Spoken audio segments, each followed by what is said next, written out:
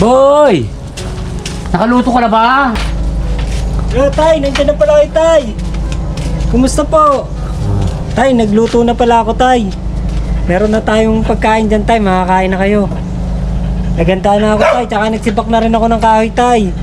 Anong dala niyong ulam, Tay? Anak, pasensya ka na. Hindi pa ako nakakasahod.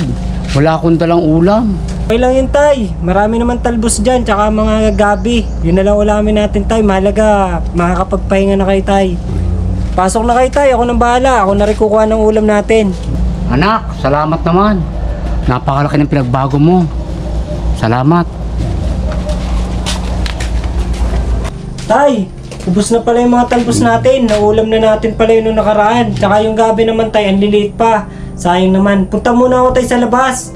Makakuha lang ako ng doon. Mangungutang lang ako ng ulam natin. Kahit noodles na lang, Tay.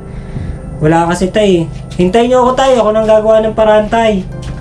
Sige, Tay.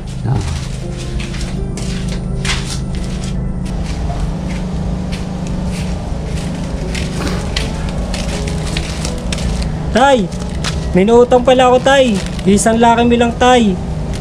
Baka daw hindi tayo makabayad, kaya isang laki mi lang pinuutang. Utang sana ako ng sardinas, Tay. Wala naman sila sardinas, kaya laki mi lang, Tay. Pagkasyahin na lang natin to, Tay.